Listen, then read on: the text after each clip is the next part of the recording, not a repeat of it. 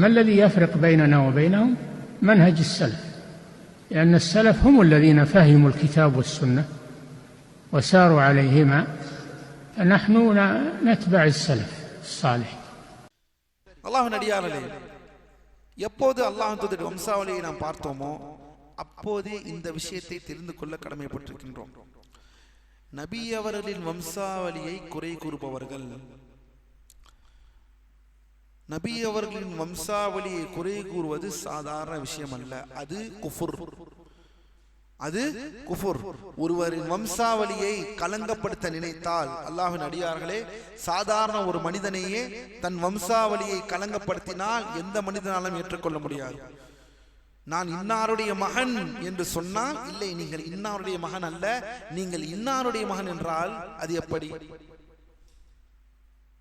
இது அல்லாஹ்வின் தூதருடைய அந்த மகத்துவமிக்க அந்த வம்சாவளியை பொருத்தி பார்க்க முடியுமா? இதை செய்தார்களா யாராவது? ஆம், செய்தார்கள். இஸ்லாத்தின் எதிரிகள் இதை செய்தார்கள். இஸ்லாத்துடைய எதிரிகள் அல்லாஹ்வின் தூதரை களங்கப்படுத்த வேண்டும் என்பதற்காக பல புரளிகளையும் பல கட்டுக்கதைகளையும் அல்லாஹ்வின் தூதர் வம்சாவளியை தொடர்ந்து ஊற்றி அவிழ்த்து விட்டார்கள். உலமாக்கள் இவர்கள் அனைவரையும் காஃபிர்கள் என்று சொல்கிறார்கள். இவர்கள் அனைவர்களும் நிராகரிக்கப்பட்டவர்கள், இவர்கள் நிராகரிக்கக்கூடியவர்கள் என்றே உலமாக்களுடைய ஃபத்வா இருக்கிறது. அல்லாஹ் நம்மை பாதுகாப்பானா. நபி அவர்களின் வம்சாவளியை களங்கப்படுத்துவது அல்லாஹ்வின் அடியார்களே மாபெரும் ஹராம், மாபெரும் தவறு என்பதை மறந்து விடாதீர்கள். ஏனெனில் வம்சாவளி என்பது அடிப்படையிலாக வந்தது. நம் எல்லோரும் நம்மை இன்னாருடைய மகன் என்று சொன்னால், நாம் இன்னொருடைய மகன் அல்ல, நீ இன்னொருடைய மகன் என்று சொன்னால் அது எப்படி இருக்கும்? நபி அவர்களுக்கு அது, ஏனெனில் இதை செய்தார்கள், இன்று வரை செய்து கொண்டு இருக்கிறார்கள். யார் அவர்கள்? ஓரியன்டலிஸ்ட். யார் இந்த ஓரியன்டலிஸ்ட்? அல் முஸ்தஷ்ரிகூன். ஓரியன்டலிஸ்ட் என்றால் யார்?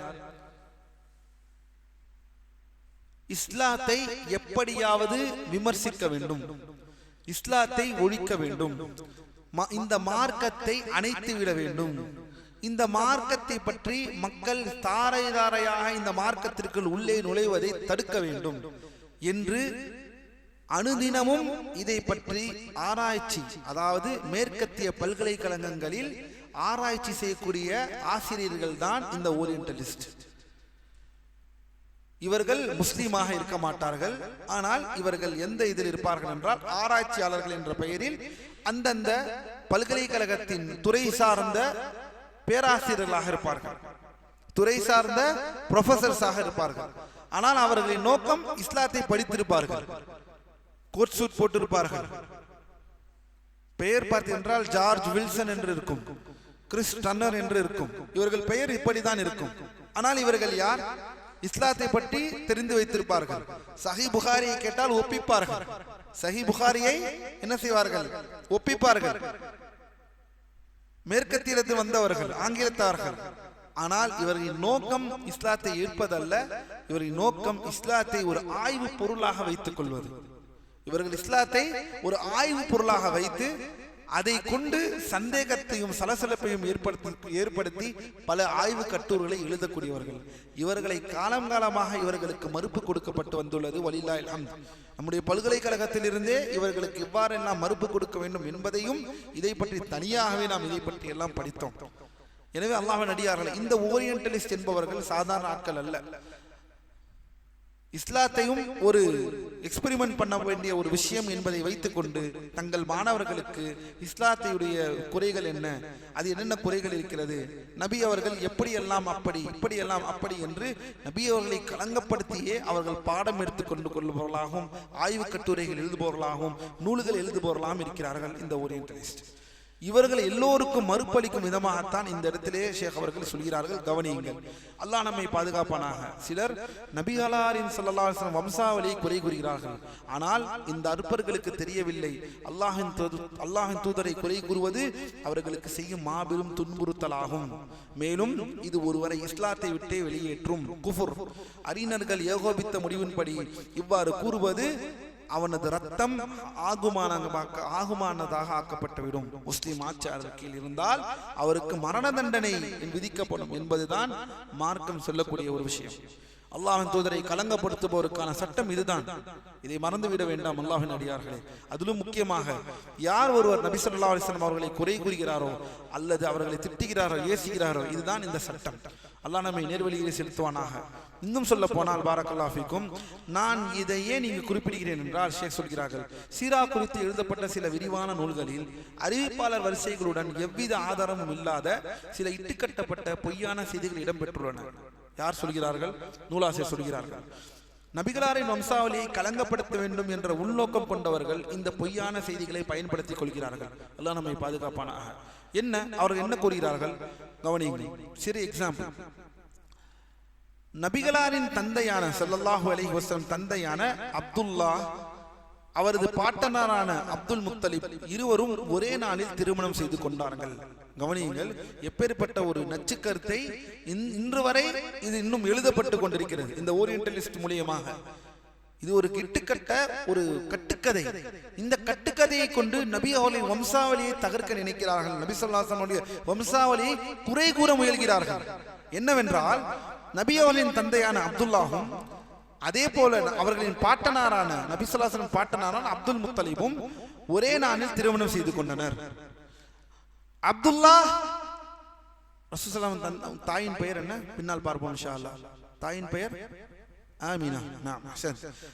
அப்துல்லா ஆமினாவையும் அப்துல் முத்தலிப் ஹாலா என்ற பெண்ணையும் மணந்தார்கள். கவனியுங்கள், அல்லாஹ்வின் தூதர் ஸல்லல்லாஹு அலைஹி வஸல்லம் பெற்றோர்கள் யார்? அப்துல்லா, ஆமினா.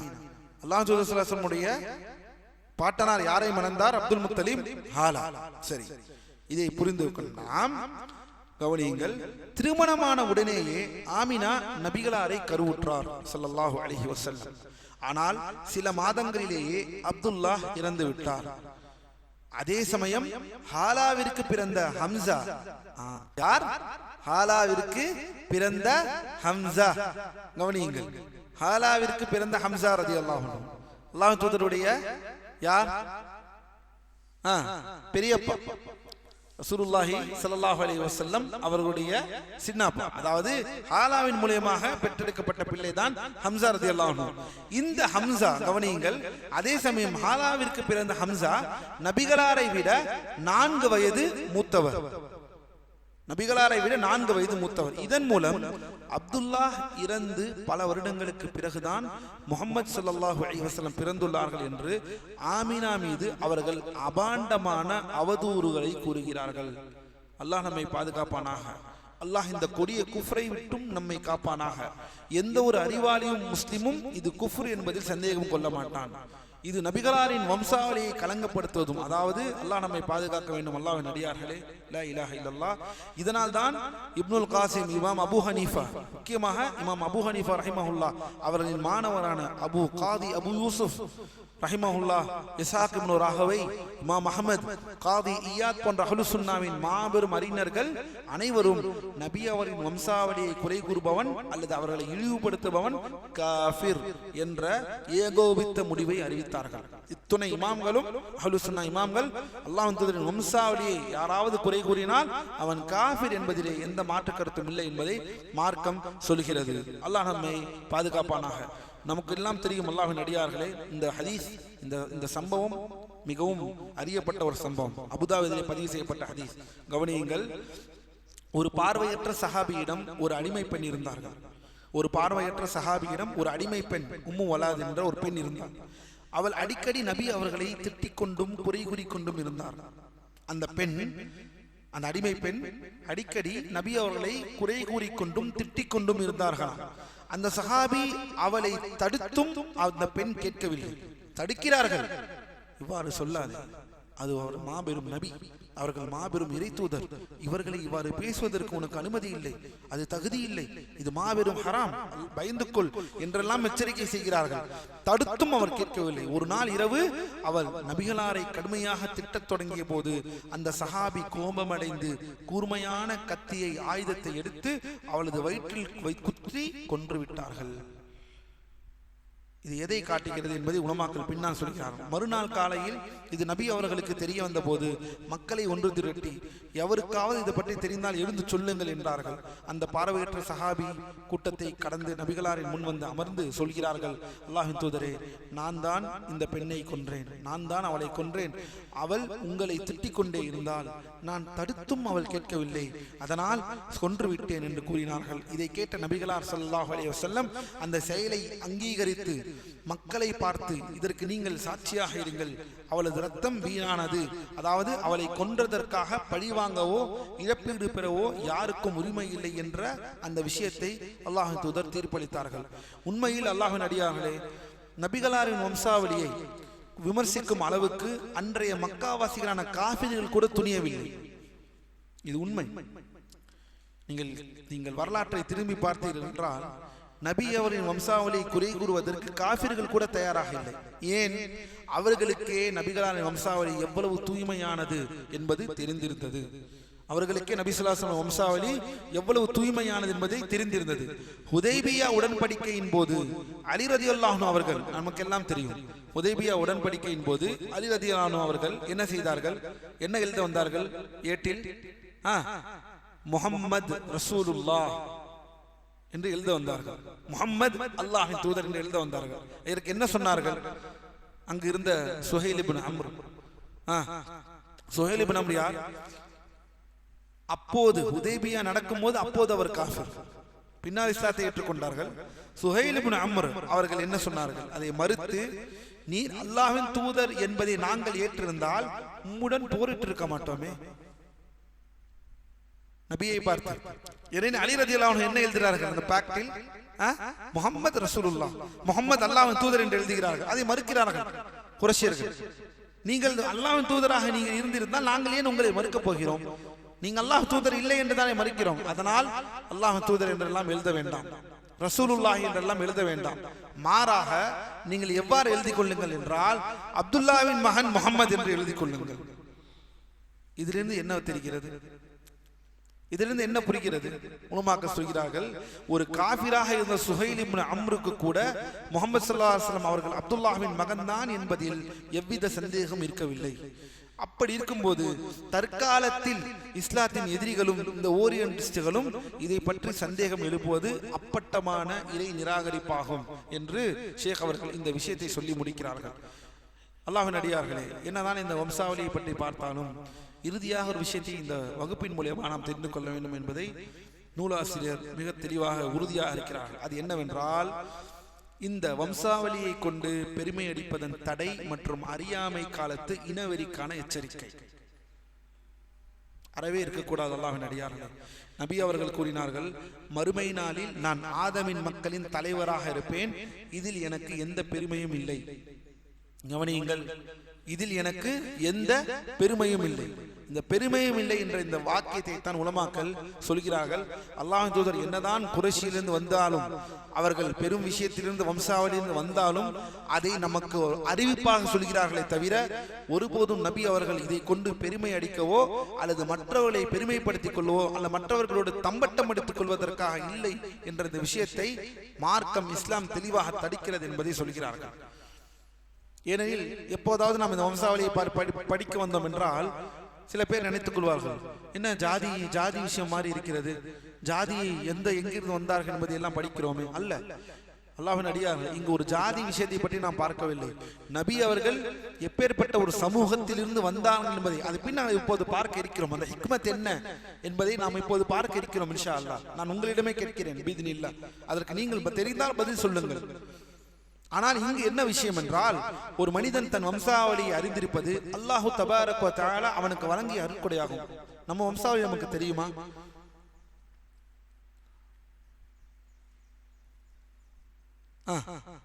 நம்ம வம்சாவளி யாருக்காக தெரியுமா? எத்தனை தலைமுறை அதிகமாக தெரியும் யாருக்கு?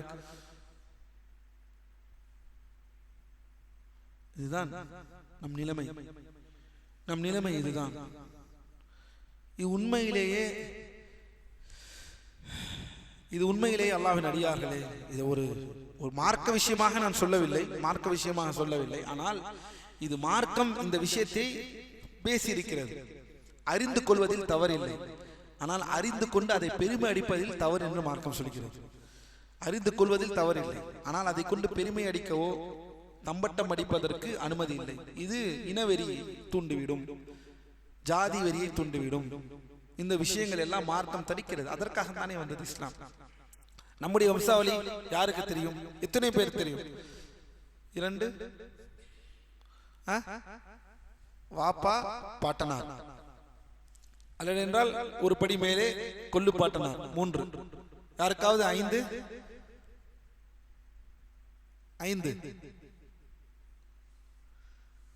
4? நீங்கள் கேட்டிருக்கவே மாட்டீர்கள். அதனால் தான் எதுவுமே தெரியவில்லை என்று உட்கார்ந்திருக்கிறீர்கள். இன்ஷா அல்லாஹ் உயிரோடு இருக்கக்கூடியவர்கள் முந்திக் கொண்டு கேட்டுக்கொள்ளுங்கள், அறிந்து கொள்ளுங்கள், தவறில்லை. அல்லாஹ்வின் அடியார்களே, ஷேக் சொல்கிறார்கள், ஒரு மனிதன் தனது வம்சாவளி அறிந்திருப்பது அல்லாஹ் தபாரக் வ தஆலா அவனுக்கு வழங்கிய அருட்கொடையாகும். ஒருவர் இன்னாரின் மகன் என்று அறியப்படுவது அல்லாஹ்வின் நாட்டமே ஆகும். ஆனால் வம்சாவளியை வைத்து ஒரு முஸ்லிம் பெருமை அடிப்பதோ மற்ற மனிதர்களை விட தன்னை உயர்ந்தவனாக கருதுவதோ ஆகுமானதல்ல. வம்சாவளி என்பது ஒரு அருட்கொடையாகும், அதற்கு நன்றி செலுத்தப்பட வேண்டும். இதனால் தான் பாரக்கல்லாஹு ஃபீக்கும் அல்லாஹ் சுப்ஹானஹு வ தஆலா தன் திருமறையிலே கூறுகிறான். நமக்கு எல்லாம் தெரியும், யா அய்யுஹன் நாஸ் இன்னா خلقناكم من ذكر أو أنثى من ذكر وأنثى وجعلناكم شعوبا وقبائل لتعارفوا. இதனால் தான் அல்லாஹ் சுப்ஹானஹு வ தஆலா தன் திருமறையிலே கூறுகிறான், மனிதர்களை நிச்சயமாக நாம் உங்களை ஒரு ஆண் மற்றும் பெண்ணில் இருந்து படைத்தோம், மேலும் وَجَعَلْنَاكُمْ شُعُوبًا وَقَبَائِلَ. கவனியுங்கள், உங்களை ஒருவருக்கொருவர், எதனால்? உங்களை நாம் ஒருவருக்கொருவர் அறிந்து கொள்வதற்காகவே உங்களை கிளைகளாகவும் கோத்திரங்களாகவும் ஆக்கினோம். அறிந்து கொள்வதற்காக, பெருமை எடுத்துக் கொள்வதற்காக அல்ல. குர்ஆன் தெளிவாக இந்த இனவெறியை, இந்த பெருமையை அடிப்பதை தடுக்கின்றது. வம்சாவளி பெருமை, நான் ஆண்ட பரம்பரை, நான் ஆள பரம்பரை, நான் ஆண்ட பரம்பரை, இதற்கெல்லாம் இங்க வேலை இல்லை. இஸ்லாத்துல வந்து ஆண்ட பரம்பரை, நான் அந்த பரம்பரை, நாங்க எப்படி, நாங்க வந்து மரைக்காயரு, நாங்க வந்து ராவுத்தரு, நாங்க வந்து தக்கினி, நாங்க அப்படி, நாங்க இப்படி, இதுக்கெல்லாம் வேலை இல்லைங்க. நாங்கள் அப்பை, நாங்கள் அப்படி. அல்லாஹ்வை அஞ்சு கொள்ளுங்கள், அல்லாஹ்வை அஞ்சு கொள்ளுங்கள். இந்த மடத்தனமான இப்படிப்பட்ட இந்த விஷயங்கள் இருந்து இந்த நச்சு கருத்துக்களை உங்கள் பிள்ளைகளுக்கு செலுத்தாதீர்கள். நாங்க உருது, நாங்க தமிழ், நாங்க உருது முஸ்லிம், நாங்க தமிழ் முஸ்லிம், இவர்கள் அவர்களை இளமாக பார்ப்பது, இவர்கள் இவர்களை இளமாக பார்ப்பது, இதெல்லாம் எதுவும் இருக்கக்கூடாது அல்லாஹ்வின் அடியார்களே. ஏனெனில் அல்லாஹ் சொல்லிவிட்டான், ரப்புல் ஆலமீன், இன்ன அக்ரமக்கும் இன்தல்லாஹி அத்காக்கும். அல்லாஹ் அதே வசனத்தில் சொல்கிறான், ரப்புல் ஆலமீன் தெளிவாக சொல்கிறான், இந்த கிளைகளாகவும் கோத்திரங்களாகவும் உங்களை நான் படைத்தது நீங்கள் ஒருவருக்கொரு அறிந்து கொள்வதற்காகவே. ஆயினும் அல்லாஹ்விடம் ஆக கண்ணிய பெற்றவர்கள் யார் என்றால் அல்லாஹ்வை ஆக அஞ்சு கொள்பவர்கள். எவ்வளவு அழகிய மார்க்கம் இஸ்லாம் என்பதை புரிந்து கொள்ளுங்கள். சுப்ஹானல்லாஹ், இதுதான் மார்க்கம். இதே கவனியுங்கள் அல்லாஹ்வின் அடியார்களே. அறியாமை காலத்து இனவெறியை, அசபியாவை நபி அவர்கள் எச்சரித்து வந்தார்கள். யார் இனவெறியின் பக்கம் அழைக்கிறாரோ அவர் நம்மை சார்ந்தவர் அல்ல என்று சொல்கிறார்கள் ஸல்லல்லாஹு அலைஹி வஸல்லம். யார் இனவெறிக்காக போராடுகிறாரோ அவர் நம்மை சார்ந்தவர் அல்ல. யார் இனவெறியில் இருக்கிறாரோ அவரும் நம்மை சார்ந்தவர் அல்ல. மேலும் யார் அறியாமை கொடியின் கீழ் நின்று இனவெறிக்காக கோபப்பட்டு அல்லது இனவெறியின் பக்கம் தமிழ் தமிழ் என்று சண்டை போட்டுக் கொண்டிருந்தால் அது என்ன? இனவெறி இல்லை என்றால் வேறு என்ன வெறி? கேட்கிறேன். நாம் தமிழர், திராவிடன், இதெல்லாம் என்ன வெறி? இதெல்லாம் இனவெறி. என்ன இனம்? அல்லாஹ் நம்மை பாதுகாப்பானாக. அல்லாஹ்வின் அடியார்களே, இதெல்லாம் முஸ்லிம்கள் புரிந்து கொள்ள வேண்டும், கடமைப்பட்டிருக்கிறீர்கள். இந்த இனவெறி, இந்த அந்த வெறி, இந்த வெறி, மொழி வெறி, இதெல்லாம் மார்க்கம் தடை செய்யப்பட்டது. அல்லாஹ்விற்கு ஆக கண்ணியமிக்கவர்கள், அல்லாஹ்வை ஆக அஞ்சக்கூடியவர்கள் மட்டும்தான் முஸ்லிம்கள், அவ்வளவுதான். இதை மறந்து விடாதீர்கள். எனவே இந்த அறியாமை காலத்து இனவெறியை தூக்கி எறிவது நம் மீது கடமையாகும் என்று யார் சொல்கிறார்கள்? நூலாசிரியர்கள் சொல்கிறார்கள். ஏனெனில் இந்த இனவெறி மக்களை பல படிநிலைகளாக பிரிக்கிறது. யார் சொல்கிறார் பாருங்கள். ஷேக் அரஃபாத் அவர்கள், ஒரு அரபி அவர்கள் இந்த விஷயத்தை பதிவு அப்படியே இந்தியாவை படம் பிடித்து காமிக்கிறார்கள். இந்தியாவை நமக்கு படம் பிடித்து காண்பிக்கிறார்கள். சுப்ஹானல்லாஹ். இன்றுதான் ஒரு ஜாதி இன்னொரு ஜாதி இருந்தால் அவன் மரணத்தை கூட, அவனுடைய சடலத்தை கூட எடுத்து செல்ல முடியாத ஒரு அவல நிலை இன்று வரை இருக்கிறது. அது இன்று வரை இருக்கிறது என்றால் அது இந்த நாட்டில் தான் இருக்கிறது. சுப்ஹானல்லாஹ். எப்பேற்பட்ட ஒரு கொடுமை! தண்ணியை அருந்துவதில், மக்கள் தண்ணீர் அருந்துவதில் மலத்தை கலப்பது, லா இலாஹ இல்லல்லாஹ், இப்படிப்பட்ட கொடிய விஷயங்களை எல்லாம் தடுக்கத்தான் அவர்களுக்கெல்லாம் அழைக்கிறோம் இஸ்லாத்தின் பக்கம். உங்களுக்கு மதிப்பும் மரியாதையும் ஏக இறைவனின் மூலமாக அனுப்பப்பட்ட இந்த மார்க்கத்தின் மூலமாக, அவர்களால் அனுப்பப்பட்ட அந்த மாநபியை நீங்கள் பின்பற்றுவதன் மூலமாகவே உங்களுக்கு மதிப்பும் மரியாதையும் சமூகத்தில் உயர்வும் கிடைக்குமே தவிர, நீங்கள் இதிலிருந்து வெளிவராமல் உங்களுக்கு இந்த சமூகத்தில் பாதுகாப்பும் மதிப்பும் அந்தஸ்தும் உங்களால் ஒருபோதும் அடைய முடியாது. ஏனெனில் நீங்கள் பின்பற்றிக் கொண்டிருக்கக்கூடிய, நீங்கள் யாரை பின்பற்றிக் கொண்டிருக்கிறீர்கள் என்று நினைக்கிறீர்களோ அது யாராக இருந்தாலும் சரி, அவர்கள் மூலியமாக உங்களுக்கு மரியாதை மதிப்பும் ஒருபோதும் கிடையாது. எங்களுக்கு அல்லாஹ் எப்படி இந்த மதிப்பையும் மரியாதையும் கொடுத்தான் என்றால் இந்த மார்க்கத்தை பின்பற்றுவதனால்தான், இந்த சத்தியத்தை பின்பற்றுவதனால்தான் இன்று வலில்லாஹில் ஹம்த் அல்லாஹ் இந்த மதிப்பையும் மரியாதையும் எங்களுக்கு தந்து அருள் புரிந்திருக்கிறான். அதே மதிப்பின் மரியாதையின் பக்கம் உங்களை நாங்கள் இருகரம் கூப்பி உங்களை நாங்கள் அழைக்கிறோம். அல்லாஹ் நமக்கு அனைவர்களையும் இந்த இஸ்லாத்துடைய சுடரை அனைத்து மக்களுக்கும் அல்லாஹ் வழங்கி அருள் புரிவானாக. அவருடைய அடிப்படை வாழ்வாதாரங்களை அல்லாஹ் நிலைநிறுத்துவானாக, அவர்கள் தௌஹீதுடைய நிலையை கொண்டு. அல்ஹம்துலில்லாஹ். எனவே அல்லாஹ்வின் அடியார்களே, இதை ஷேக் அவர்கள் சொல்கிறார்கள், உயர்ந்த வம்சத்தை சேர்ந்தவன் என்பதற்காக கவனியுங்கள். இந்த இனவெறி மக்களை பல படிநிலைகளாக பிரிக்கிறது. ஒருவன் உயர்ந்த வம்சத்தை சேர்ந்தவன் என்பதற்காக அவனுக்கு சில உரிமைகளையும் சலுகைகளையும் வழங்கிவிட்டு, ஒருவன் பலவீனமான அல்லது சாதாரண கோத்திரத்தை சேர்ந்தவனாக இருப்பதனால் அவனுக்கு எந்த விதமும் கிடைக்காமல் போகிறது. அவன் நல்லவனாக இரையச்சம் கொண்டவனாக இருந்தாலும் கூட அவனை இழிவுபடுத்துகிறது இந்த சமூகம். இது யார் சொல்கிறார்கள்? ஒரு அரபி சொல்கிறார், ஷேக் அவர்கள் சொல்கிறார்கள், இஸ்லாத்தில் இது அறவே கிடையாது. இஸ்லாத்தில் தகுதியையும் சிறப்பையும் தீர்மானிப்பது ஒன்றே ஒன்று, அதுதான் அத்தக்வா, இறையச்சம். எப்பேற்பட்ட மார்க்கம்! சுப்ஹானல்லாஹ், அல்லாஹ்வின் அடியார்களே, எப்பேற்பட்ட மார்க்கம்! எப்பேற்பட்ட மார்க்கம்! லா இலாஹ இல்லல்லாஹ், சுப்ஹானல்லாஹ். இதற்கு ஒரு சிறந்த உதாரணம் உள்ளது என்று சொல்லி அந்த உதாரணத்தை சொல்கிறார்கள். கவனியுங்கள். பொருட்களை இரவலாக வாங்கிவிட்டு தர மறுத்த மஹ்சூமியா கோத்திரம், மஹ்சூமியா கோத்திரத்தில் ஒருவர் என்ன செய்திருக்கிறார் என்றால், ஒரு பெண்மணி இரவலாக வாங்கின பொருளை தராமல் போய்விட்டார்கள். அந்த பெண் கோத்திரத்தை சேர்ந்த ஒரு பெண் திருடிய சம்பவம், திருட்டு சம்பவம் நடந்து விட்டது. அந்த மஹ்சூமியா குடும்பத்தினார்கள் என்ன வந்தார்கள் என்றால், உசாமா பின் ஸைத். யார்? உசாமா பின் ஸைத். உசாமா பின் ஸைத் யார்? ரலியல்லாஹு அன்ஹு, அல்லாஹ்வின் தூதருக்கு மிகவும் உற்ற சஹாபி. உற்ற சஹாபி. ஏன்? அவரின் தந்தை அவ்வளவு விருப்பமானவர். யார் அவரின் தந்தை? யார்? ஸைத். யார் ஸைத்? ஸைத் யார்? ஸைத் இப்னு ஹாரிஸா. ஸைத் இப்னு ஹாரிஸா. அதான் அல்லாஹ்வின் அடியார்களே, வரலாற்றை தயவு செய்து தெரிந்து கொள்ளுங்கள். நபி அவரின் வரலாறு, நபி அவரின் சுற்றுச்சூழல், நபி அவரின் உற்றார் உறவினர்கள், நபி அவர்கள் நெருக்கமான அந்த வட்டம், இதையெல்லாம் படிக்கத்தான் இந்த வகுப்பு.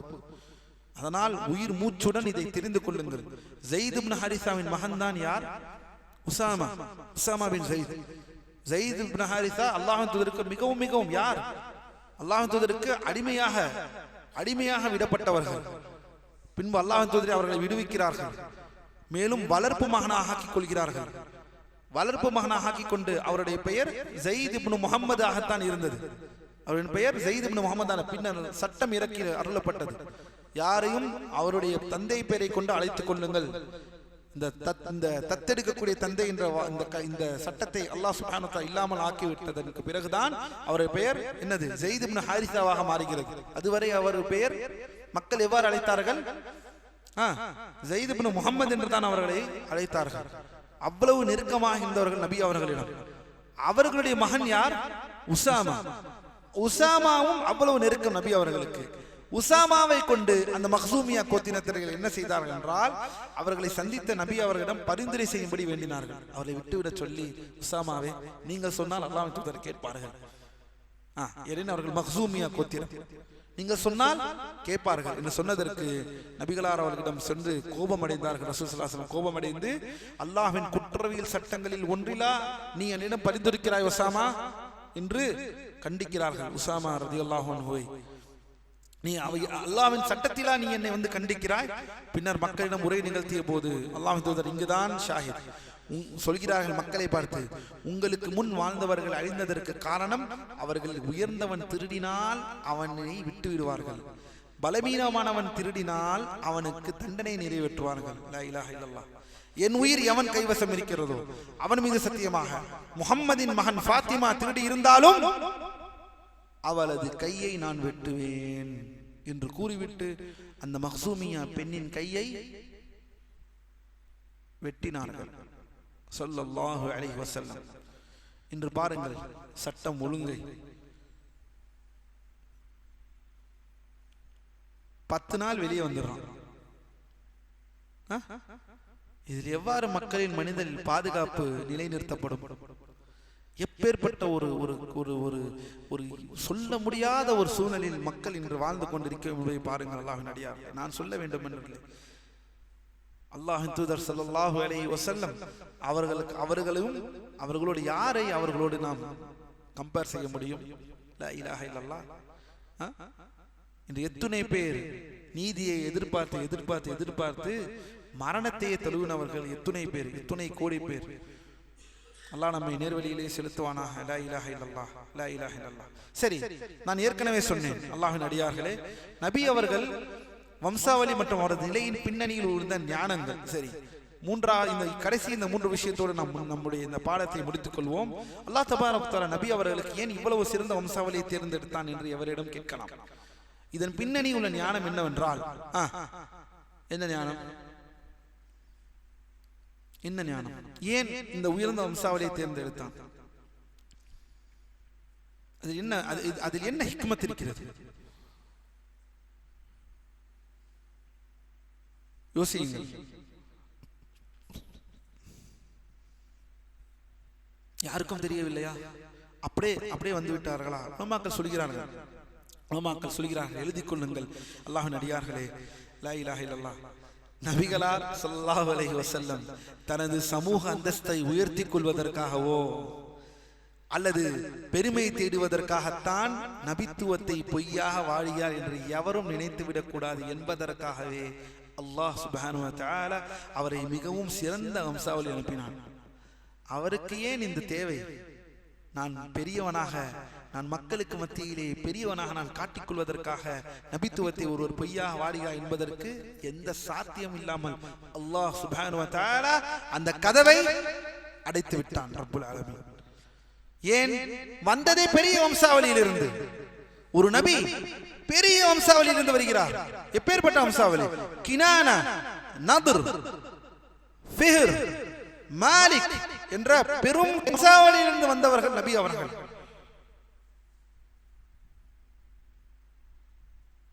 அவர்கள் ஏன் பெருமையை தேடிக்கொள்ள வேண்டும்? அவர்களுக்கு என்ன தேவை? அல்லாஹ்வின் அடியார்களே, ஈமான் உறுதியாகும். அல்லாஹ்வின் தூதரை பற்றி படித்தால் ஈமான் உறுதியாகும். சுப்ஹானல்லாஹ். அவர்களுக்கு ஏன் அந்த தேவை? எந்த தேவையும் இல்லை. எந்த பெருமையும் எந்த உயர்வையும் சமூகத்தின் உயர்வை அடைவதற்கு அவர்களுக்கு எந்த தேவையும் இல்லை. ஏன்? அவர்கள் வந்ததில் சிறந்ததாக வெளிவந்திருக்கிறார்கள்.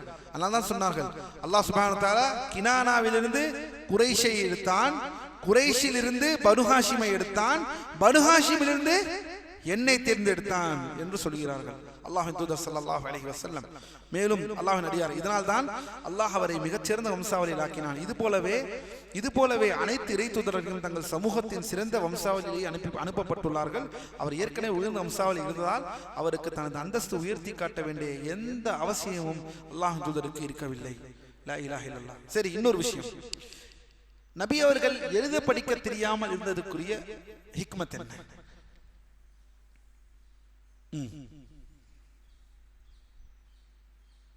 நபி அவர்கள் எழுத படிக்க தெரியாமல் இருந்ததற்குரிய ஹிக்மத் என்ன?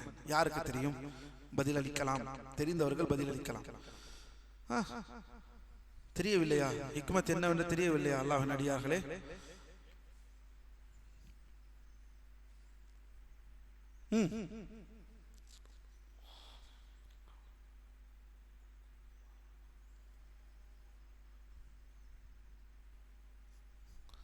குர்ஆன்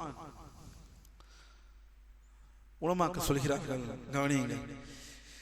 நபிகளார் எழுத படிக்க தெரியாதவராக ஏன் அனுப்பப்பட்டார் என்பதற்கான ஞானத்தை அல்லாஹ் குர்ஆனில் தெளிவுபடுத்துகிறான். ரப்புல் ஆலமீன் சொல்கிறான் சூரத்துல் அன்கபூத்திலே, வமா குன்த தத்லூ மின் கப்லிஹி மின் கிதாபின் வலா தஹுத்துஹு பியமீனிக் இதன் லர்தாபல் முப்திலூன். இந்த வசனம் என்ன வசனம் தெரியுமா? அல்லாஹ்வின் அடியார்களே, மிக மிக அழகிய வசனம். அல்லாஹ் தன் திருமலையை சொல்கிறான், கவனியுங்கள், அல்லாஹ் இதற்கு முன்னர் நீர் எந்த வேதத்திலிருந்தும் நீ ஓதிக் கொண்டிருக்கவில்லை, உமது வலது கையால் அதை நீர் எழுதவும் இல்லை. அவ்வாறு இருந்திருந்தால் பொய்யர்கள் இதிலும் சந்தேகம் கொண்டிருப்பார்கள். என்ன? அதாவது முஹம்மதே, நீண்ட காலம் நீங்கள் உங்கள் சமுதாயத்திற்கு மத்தியில் வாழ்ந்தீர்கள். உங்களுக்கு எழுத படிக்க தெரியாது என்பது உங்கள் சமுதாயத்திற்கு மட்டுமல்ல, அனைவருக்கும் தெரியும். யாருமே சொல்ல முடியவில்லை. இவர் தௌராத்தையும் இஞ்சிலையும் பார்த்துவிட்டு தான் இதை அவர் உளறுகிறார். முதல் விஷயம், எழுத படிக்க தெரியாதவர் இவ்வளவு உச்சரிப்போடும் இவ்வளவு எலுக்வன்ட்டோடும் இந்த அரபியை, இந்த வசனங்களை எப்படி ஒருவரால் சொல்ல முடியும்? இது ஒன்று. இரண்டாவது, இவர் தௌராத்தையும் இஞ்சிலையும் யூதர்கள் கொடுத்த நூல்களை கொண்டு படித்து, யூதர்களுடைய நூல்களை எல்லாம் படித்து அதிலிருந்து எடுத்து பேசுகிறார் என்று சொல்வதற்கும் அல்லாஹ் என்ன செய்து விட்டான்? அந்த கதவை மூடிவிட்டான். ஏன்? எல்லோருக்கும் தெரியும் இவருக்கு எழுத படிக்க தெரியாது என்று எல்லோருக்கும் தெரியும். அதனால்தான் ஹுதைபியா உடன்படிக்கை எழுதினது யார்? அலி ரலியல்லாஹு அன்ஹு. இப்பேற்பட்ட ஒரு ஹிக்மா, இப்பேற்பட்ட ஒரு அல்லாஹ் எல்லா இடத்திலும் அடைக்கிறான் கதவுகளை. சந்தேகம் போட்டு பல்லு போட்டு பேசுவதற்கு அல்லாஹ் அங்கு இடத்தையே வைக்கவில்லை ரப்புல் ஆலமீன். எல்லா விஷயத்தையும் சுப்ஹானல்லாஹ். அதனால்தான் அவர்கள் நீங்கள் எழுத படிக்க தெரியாதா இருந்திருந்தால் இவர் முந்தைய வேதங்களை படித்துத்தான் இதை கூறுகிறார் என்று சில அறிவினர்கள் சந்தேகம் கொள்ள வாய்ப்பு இருந்திருக்கும் என்று அல்லாஹ் தெளிவுபடுத்துகிறான். அவர் எழுதவோ படிக்கவோ தெரியாதவராக இருந்து பொய்யர்களின் வாதங்களை முறியடித்து அவர்களுக்கு சந்தேகத்திற்கான வாசலை இது அடைத்து விட்டது. முந்தைய வேதங்களான தௌராத் மற்றும் இஞ்சிலில் கூட, இது மட்டுமல்ல, முந்தைய வேதங்களான தௌராத் மற்றும் இஞ்சிலில் கூட அவர் உம்மி, எழுத படிக்க தெரியாதவர் என்றே சுட்டிக்காட்டப்பட்டுள்ளார்கள் ஸல்லல்லாஹு அலைஹி வஸல்லம். இதனால் தான் பிற்காலத்தில் வந்த சில அறிஞர்கள், பாரக்கல்லாஹு ஃபீக்கும், சில அறிஞர்கள் என்ன சொல்லிவிட்டார் என்றால், தெரியாமல் ஹுதைபியா உடன்படிக்கையை எழுதினது அல்லாஹ்வின் தூதர் என்று. இதை மேற்கிலிருந்தும் கிழக்கிலிருந்தும் உள்ள பெரும் அறிஞர்கள் கூட்டம் இதை மறுத்தார்கள், கண்டித்தார்கள். இந்த கருத்தை கூறுபவர்கள் இது மாபெரும் வரம்பு மீறல். அல்லாஹ்வின் தூதர் எழுத படிக்க தெரியாதவர்களாகவே தான் இருந்தார்களே தவிர ஒருபோதும் அல்லாஹ்வின் தூதர் எழுதினார்கள் என்று, ஹுதைபியா உடன்படிக்கையை அவர்கள் எழுதினார்கள் என்று சொல்வதற்கு எந்த அனுமதியும் இல்லை என்பதை சொல்கிறார்கள். சரி, முதல் விஷயம் பார்த்தோம், நபி அவர்கள் உயர்ந்த வம்சாவளிக்கு வந்த பின்னால் வந்த ஹிக்மத். இரண்டாவது பார்த்தோம், நபி அவர்கள் எழுத படிக்க தெரியாது. நபி அவர்கள் ஏன் வாரிசை விட்டு செல்லவில்லை? வாரிசு உரிமை, அதாவது அவர்கள் அந்த அந்தர சொத்து வாரிசு உரிமை விட்டு, ஏன் அவர்கள் விட்டு சென்ற சொத்தை தங்கள் பிள்ளைகள் மனைவிகள் அதை இன்ஹெரிட் செய்யவில்லை, அதை வாரிசாக எடுக்கவில்லை? ஏன் எடுக்க முடியாது என்ற சட்டம் இருந்தது?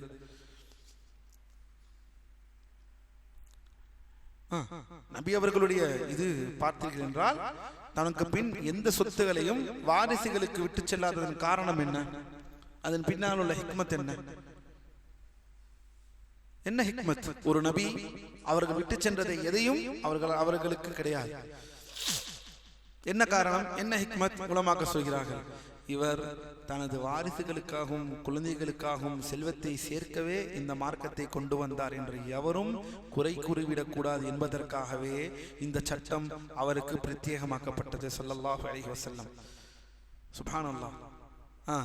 தன் குழந்தைகளுக்காகவும் தன்னுடைய மனைவிகளுக்காகவும் தன் பிள்ளைகளுக்கு தன் வாரிசுகளுக்காகவும் சொத்து சேர்ப்பதற்காகத்தான் இந்த நாடகத்தை நடத்தினார்.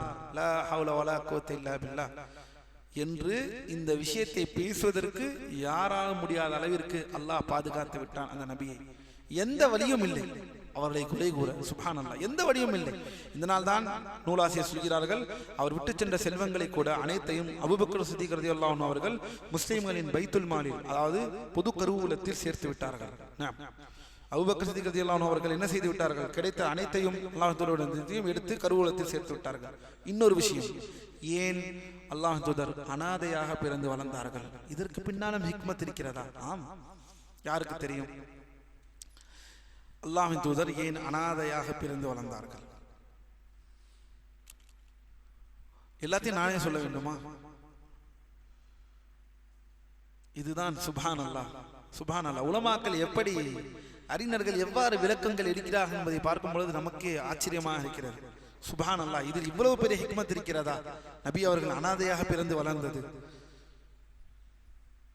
சொல்கிறார்கள் ஷேக் அரஃபாத் அவர்கள், தனது தாய், தந்தை மற்றும் பாட்டனார் சொல்லிக் கொடுத்துத்தான் இதை அனைவரையும் இவர் செய்கிறார். சொல்கிறார் உலமாக்கள், இவர் தனது தந்தை அல்லது பாட்டனார் வழிகாட்டின்படிதான் இந்த நபுத்துவத்தை கொண்டு வந்தார் என்று எவரும் கூறிவிடக் கூடாது என்பதற்காகவே அல்லாஹ் அவரை அனாதையாக வளரச் செய்தான். இதற்காக எந்த வழியும் இல்லாமல் அனைத்து வாசலையும் அல்லாஹ் அடைத்து விட்டான். இது அல்லாஹ்வின் மகத்தான ஞானமாகும். உன் வாப்பா சொல்லி கொடுத்தா பண்றேன், உங்க குடும்பம் சொல்லி கொடுத்தா நீங்க பண்றீங்களா? அப்துல் முத்தலிப் சொல்லி கொடுத்தா இதெல்லாம் பண்ணிட்டு இருக்கீங்களா? அப்துல்லா சொல்லி கொடுத்தா இதெல்லாம் பண்றீங்களா என்பதற்கெல்லாம் இடமே இல்லை. அப்பேற்பட்ட மாநபி ஸல்லல்லாஹு அலைஹி வஸல்லம். அல்ஹம்துலில்லாஹ். எனவே அல்லாஹ்வின் அடியார்களே, பாரக்கல்லாஹு ஃபீக்கும். இதுதான் ரசூலுல்லாஹி ஸல்லல்லாஹு அலைஹி வஸல்லம் அவர்களுடைய இந்த வகுப்பில் நாம் கற்று முடித்தது. வலில்லாஹில் ஹம்து. அல்லாஹ் நாடினால் இது நீண்ட வகுப்பு, நமக்கே தெரியவில்லை இது எத்தனை வருடங்கள் தொடரப்போகிறது என்று. அல்லாஹு அலம், அல்லாஹ்வை நன்கு அறிந்திருக்கிறான். ஏனெனில் இது ஒரு நீண்ட நூல். ஆனால் இந்த நூலில் நாம் இன்ஷா அல்லாஹ் நமக்கு என்ன முடியுமோ, அதாவது சுருக்கமாக, அதாவது அந்தந்த நிகழ்வுகளாக தான் நாம் தனித்தனி நிகழ்வுகளாக படிக்க இருக்கிறோம். இதுவரை பார்த்தவரை வலில்லாஹில் ஹம்து. நாளைய வகுப்பில் நபிகளார் அவர்களின் பிறப்பு. ஏனெனில் பிறப்புக்கு முன்னால் நாம் எதையெல்லாம் பார்க்க வேண்டுமோ அதை அனைத்தையும் பார்த்து விட்டோம். ரசூலுல்லாஹ்வுடைய வம்சாவளி யாராவது மனப்பாடம் பண்ணியிருக்கிறீர்களா? இன்ஷா அல்லாஹ் அடுத்த வகுப்பிலே நான் கேட்கிறேன். முடிந்தால் யாராவது மனப்பாடம் செய்துவிட்டு வரலாம். ரசூலுல்லாஹ்வுடைய வம்சாவளியை மனப்பாடம் செய்துவிட்டு வரலாம். சரியா? பீதுனில்லாஹ். எனவே அல்லாஹ்வின் அடியார்களே, நாளைய வகுப்பில் இன்ஷா அல்லாஹ் ரசூலுல்லாஹ்வுடைய பிறப்பு மற்றும் அந்த பால்குடி மற்றும் அடுத்தடுத்த சட்டங்களை இன்ஷா அல்லாஹ் பின்னால் பார்ப்போம். எதை கேட்டோமோ அதன்படி செயல்படுத்தக்கூடிய மக்களாக இந்த மாபெரும் நூலை தொடர்ந்து படிக்கக்கூடிய அந்த இஸ்திகாமத்தை அல்லாஹ் நம் அனைவர்களுக்கும் வழங்கி அருள் புரிவானாக. நம்முடைய இந்த உலக வாழ்க்கையில் 2 மணி நேரம், சனிக்கிழமை 1 மணி நேரம், ஞாயிற்றுக்கிழமை 1 மணி நேரம், இதற்கு கூட நம் நேரத்தை இந்த மாநபியின், இந்த உத்தம நபியின் உன்னத வரலாற்றை தெரிந்து கொள்வதற்கு நாம் நேரத்தை செலவழிக்கவில்லை என்றால் வேறு எதற்கு நீங்கள் செலவழிக்க போகிறீர்கள் என்பதை நீங்கள் முடிவு செய்து கொள்ளுங்கள். உங்கள் கட்டிலுக்கா, உங்களுடைய கட்டில்களுக்கும் உங்கள் மெத்தைகளுக்கும் தான் நான் செலவழிப்பேன் சனி ஞாயிறை நான் என்றால், அல்லாஹ்வின் அடியார்களே, அது தோல்வி என்று சொல்வதா வேறு என்னவென்று சொல்வது? அல்லாஹ் நம்மை நேர்வழியை செலுத்துவானாக. وأقول قولي هذا واستغفر الله لي ولكم ولجميع المسلمين من كل ذنب. سبحانك اللهم وبحمدك أشهد أن لا إله إلا أنت أستغفرك وأتوب إليك. السلام عليكم ورحمة الله وبركاته. نقول بيننا وبينكم السلف، بيننا وبينكم الكتب. كان أحمد يقول البدع بيننا وبينكم الجنائز.